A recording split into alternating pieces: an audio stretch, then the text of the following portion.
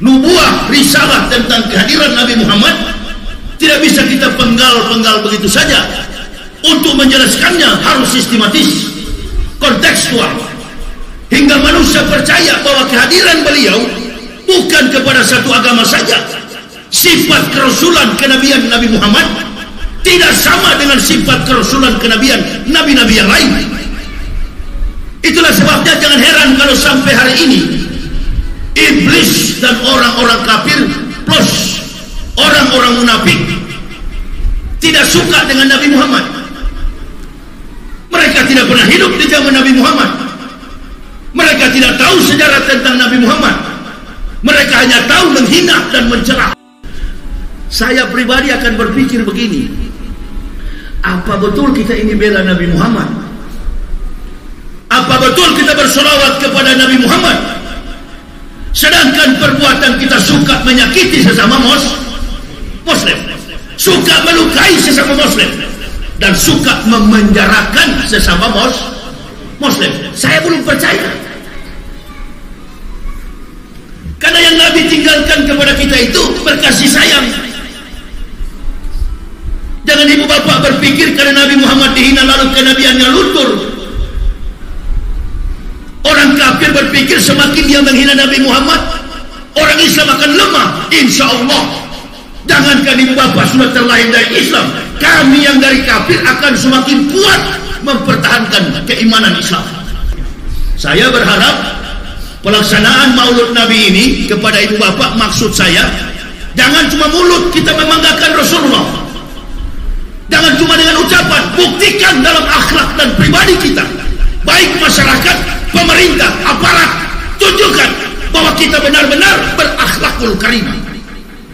Jangan karena perintah orang kafir kita sesama Muslim diadu domba. Fala tuti'il kafirina wajahidum bihi jihadan kabira. Yang sebenarnya orang kafir itu tidak boleh kita taati, apalagi komunis. Nah, bagaimana kita akan bersatu di dalam masjid aja kita pecah? Ustadz berdakwah tidak mempersatukan umat. Yang ada mazhab yang dibesar-besarkan, sombong terhadap mazhab, merasa mazhabnya besar, mazhabnya kecil, dianggap sebagai kekuatan politik untuk menerpa, untuk menginjak-injak harkat dan martabat sesama Muslim. Nah, itulah jalur kekuatan kafir yang dipakai. Saya dulu dari sana orang kafir, bagaimana menghancurkan Islam? Pakai orang Islam. Ini orang-orang munafik, maksud saya, pada waktu dia mau jadi pejabat, pura-pura Islam. Dia mau jadi jenderal, dia mau jadi pejabat, dia mau jadi petinggi negara, datang ke masjid pakai baju koko, pakai kopiah, duduk dalam masjid, munafik. Itu disingkirkan dulu benih munafik itu. Antum ini semua, mohon maaf ibu bapak, antum semua yang hadir ini baru belajar munafik. Saya yang bicara ini ahli di bidang itu. Jadi saya tahu mana yang betul-betul Islam, mana yang munafik, saya tahu. Dan saya masuk Islam tidak ada berkelompok, tidak pernah. Tapi saya mengikuti apa yang menjadi kewibawaan, keperkasaan, keagungan yang melekat pada diri Nabi Muhammad sallallahu alaihi.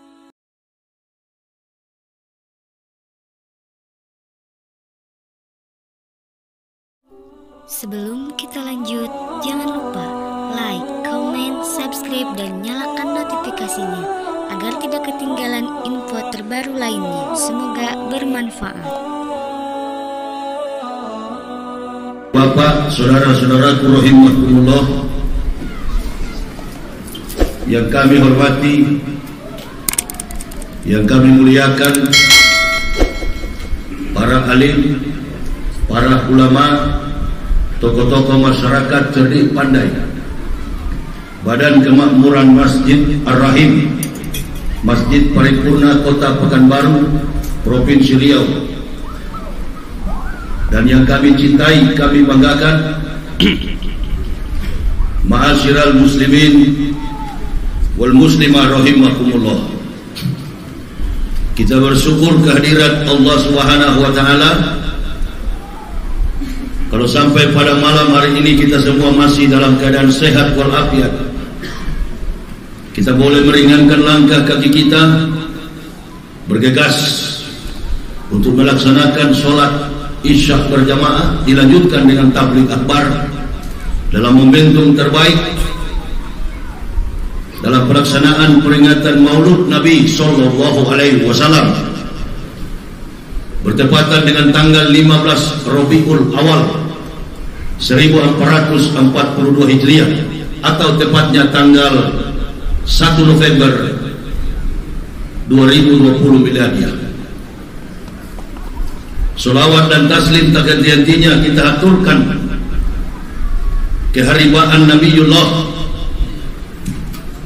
yang menjadi guidance, menjadi pembimbing dalam segala aspek dan realitas hidup dan keimanan kita. Nabi yang menyempurnakan segenap risalah kitab para nabi, Nabi yang menjadi kecintaan hati kita, baginda Rasulullah Muhammad Sallallahu Alaihi Wasallam.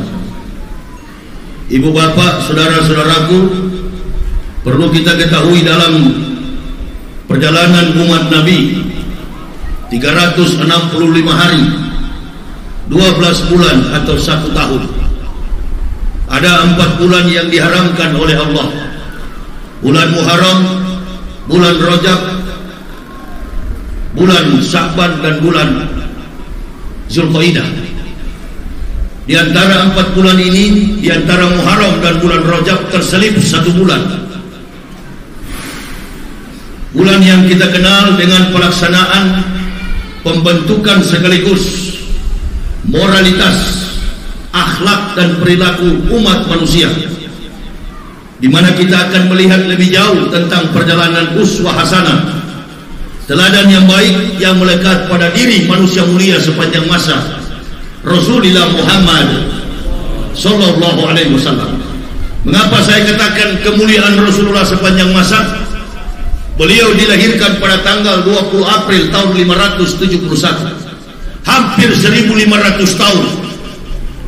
Rasulullah masih dimuliakan umatnya dari ujung ke ujung bumi. Rasulullah ini bukan nabi yang ada dalam satu suku saja. Beliau tidak diutus hanya kepada satu kaum, walaupun beliau dalam kewarganegaraannya adalah berkebangsaan Arab.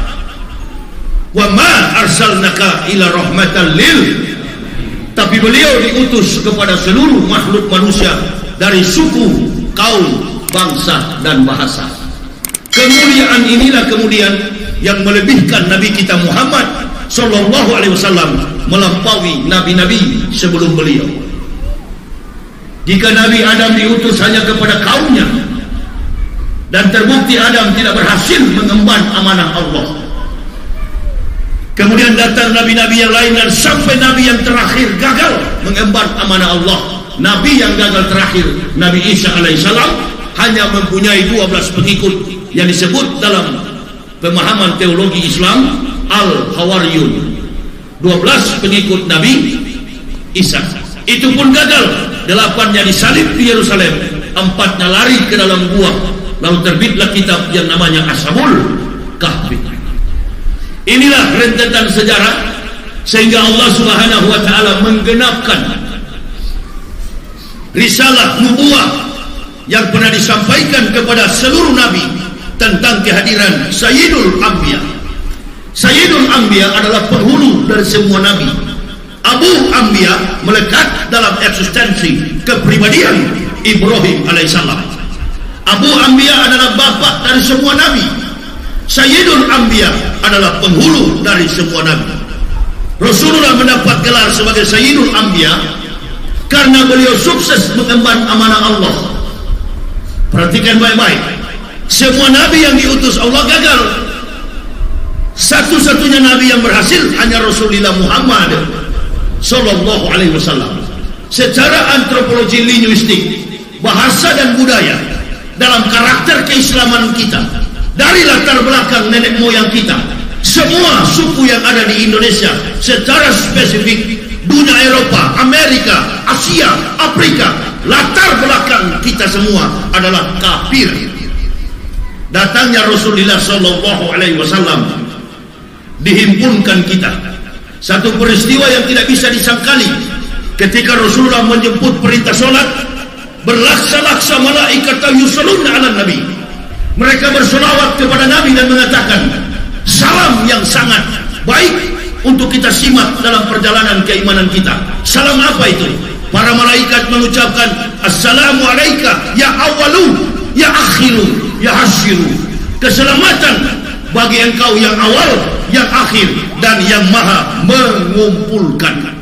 Hasyiru, yang maha mengumpulkan. Coba kita perhatikan dalam jejak sejarah para nabi.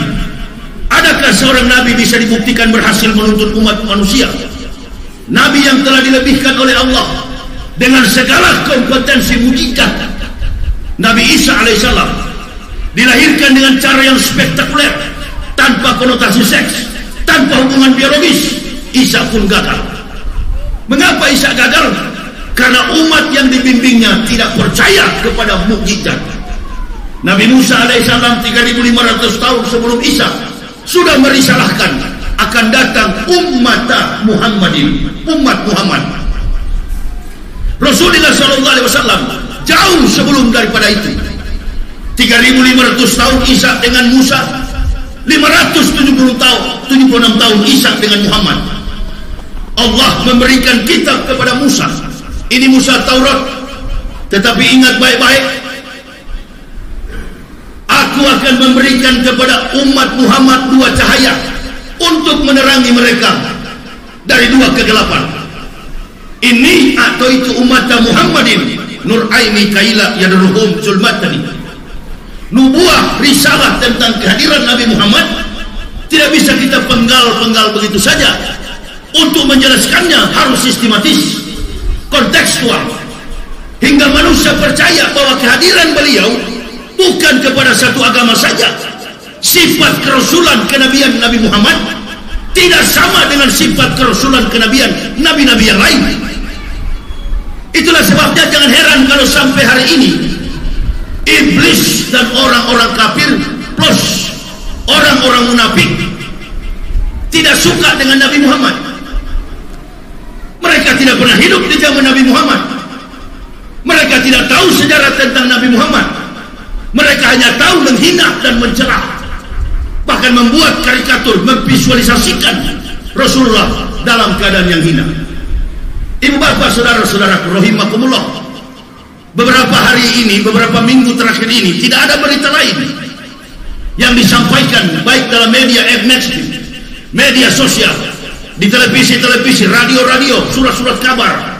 Tidak ada berita lain kecuali penghinaan kepada baginda Rasulullah Muhammad Sallallahu Alaihi Wasallam. Saya pribadi tidak, bukan karena ibu bapak yang meyakinkan kepada saya tentang Rasulullah. Tadi malam saya katakan di masjid Al-Muhsinin, ada dua kelompok manusia yang paham betul siapa Nabi Muhammad. Kelompok yang pertama itu, golongan yang pertama adalah golongan para nabi. Golongan yang kedua adalah golongan ahli kitab. Ini orang-orang yang paham tentang kedatangan Rasulullah Sallallahu Alaihi Wasallam. Pada waktu itu belum ada orang Islam, Rasulullah pun belum lahir. Makanya jangan heran dalam sejarah ketika Rasul berumur 8 tahun, yang memperkenalkan dirinya adalah Rasul di kemudian hari melalui pamannya Abu Thalib adalah pendeta Bukhairah. Sosok pendeta yang terkemuka di Yerusalem bernama pendeta Bukhairah. Rasulullah mendapat wahyu berumur 38 tahun. Yang memberitahukan itu adalah wahyu juga ahli kitab, pamannya Siti Khadijah, pendeta Waraka bin Naufal. Itu Rasul belum menjadi nabi, belum diangkat menjadi rasul. Para ahli kitab, para nabi sudah memberitahukan. Min badismuhu Ahmad, bahkan satu-satunya nabi di dalam Al-Quran yang mengatakan akan datang Rasulullah yang kita peringati malam ini adalah Nabi Isa alaihissalam. Terjadi satu pergeseran nilai dalam konteks kemampuan berpikir secara teologis.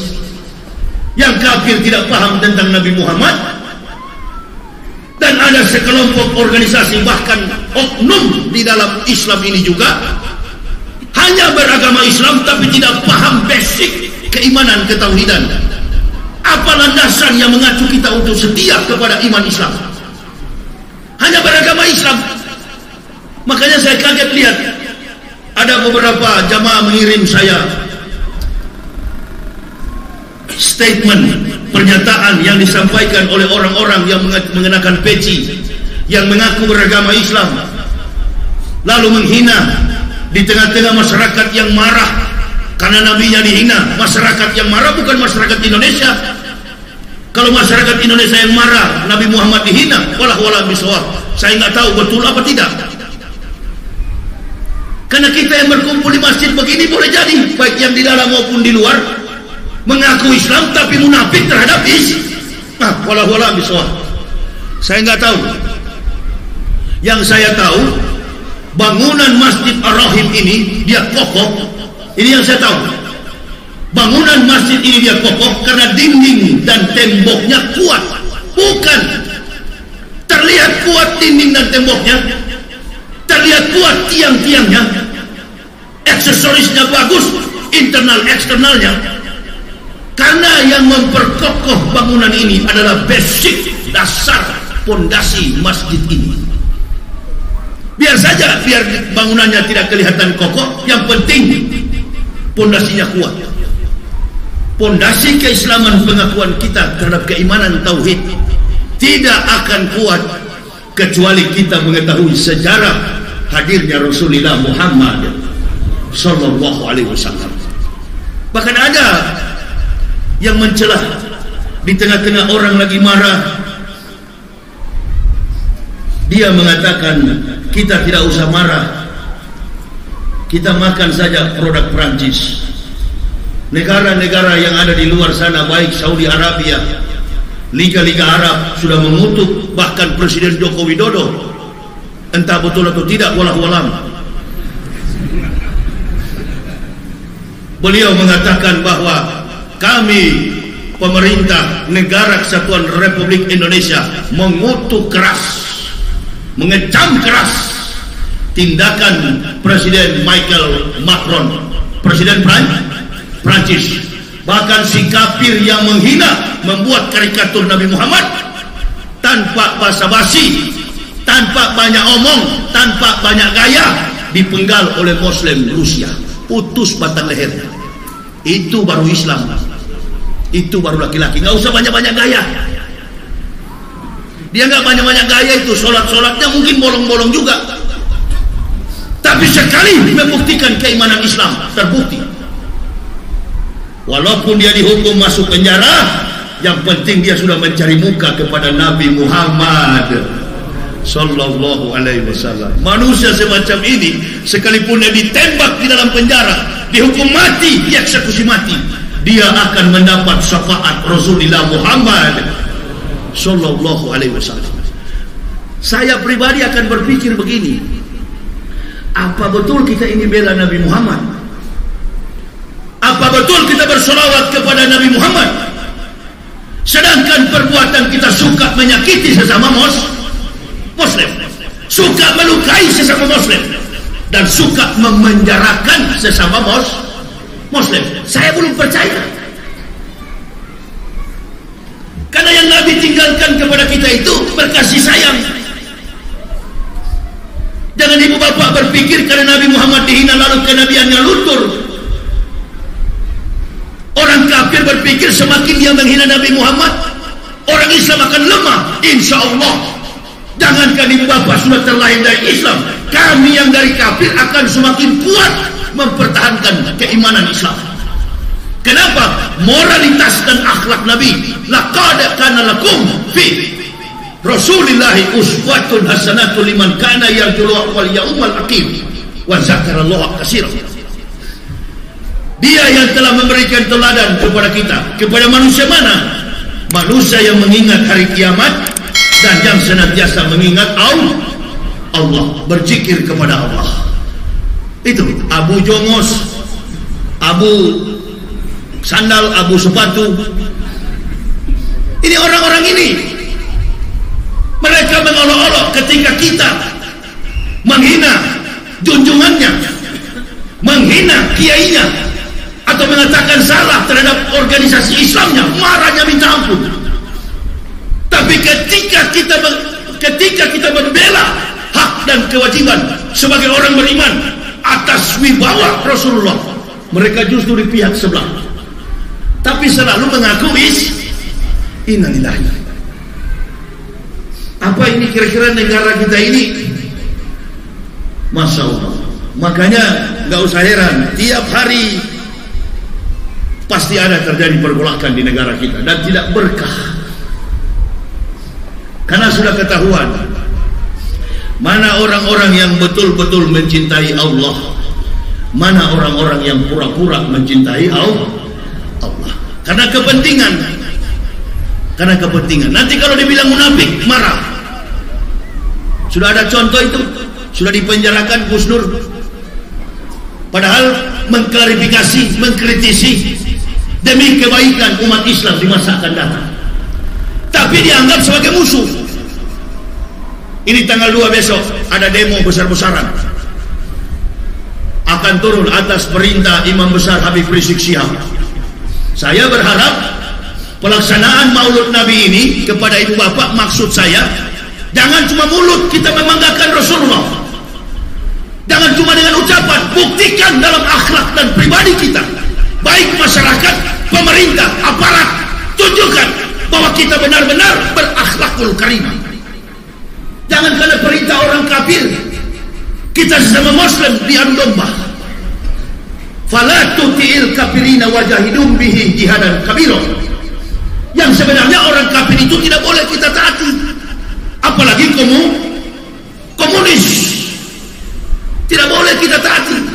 Kita berjihad melawan orang-orang kafir dengan jihad yang besar, kebesaran hati yang besar, persatuan kekuatan Islam yang kuat, yang kokoh.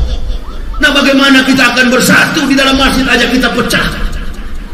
Ustadz berdakwah tidak mempersatukan umat, yang ada mazhab yang dibesar-besarkan, sombong terhadap mazhab, merasa mazhabnya besar, mazhabnya kecil, dianggap sebagai kekuatan politik untuk menerpa, untuk menginjak-injak harkat dan martabat sesama muslim. Nah, itulah jalur kekuatan kafir yang dipakai. Saya dulu dari sana, orang kafir, bagaimana menghancurkan Islam? Pakai orang Islam. Jadi Bapak gak usah khawatir kalau Rasulullah SAW dihina, tidak akan luntur kenabian kerasulan Rasul. Tapi karena kita mau mencari muka kepada Rasulullah, maka kita wajib membela Nabi, aksi bela Nabi. Orang-orang munafik pasti tidak masuk ke situ. Tapi kalau junjungannya disinggung, kalau Jokowi dibilang begini begitu, Allahu Akbar, dia paling duluan bela. Karena apa? Dibayar. Kalau kita bela Nabi dibayar nggak? Kita bela Nabi dibayar nggak? Nggak dibayar. Jiwa dan raga kita korbankan untuk Ini orang-orang munafik, maksud saya, pada waktu dia mau jadi pejabat, pura-pura Islam. Dia mau jadi jenderal, dia mau jadi pejabat, dia mau jadi petinggi negara, datang ke masjid pakai baju koko, pakai kopiah, duduk dalam masjid, munafik. Itu disingkirkan dulu benih munafik itu. Antum ini semua, mohon maaf ibu bapak, antum semua yang hadir ini baru belajar munafik. Saya yang bicara ini ahli di bidang itu. Jadi saya tahu mana yang betul-betul Islam, mana yang munafik, saya tahu. Dan saya masuk Islam tidak ada berkelompok, tidak pernah. Tapi saya mengikuti apa yang menjadi kewibawaan, keperkasaan, keagungan yang melekat pada diri Nabi Muhammad Sallallahu Alaihi Wasallam. Beliau amanah, beliau jujur, beliau tabligh, beliau fatona, berbudi pekerti luhur. 4 sifat inilah yang melekat dalam diri Rasulullah Muhammad Sallallahu Alaihi Wasallam. Diturunkan kepada anak cucunya, para habaib.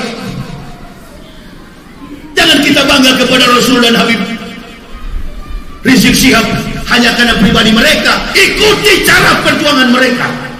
Itu baru antum adalah muslim. Hanya bangga kepada Rasulullah, Hanya dengan mulut kita bersolawat, Allahumma sholli ala Sayyidina Muhammad wa ala ali Sayyidina Muhammad. Datang orang kafir ini 1M, besok lupa. Pokoknya rasa-rasa sajalah. Kalau kita betul-betul Islam tapi masih ada rasa kebencian kepada sesama Muslim, bukan Islam kita itu. Omong kosong kita mencintai Nabi. Jangan pura-pura bela karena mencari kekuatan politik. Hati-hati.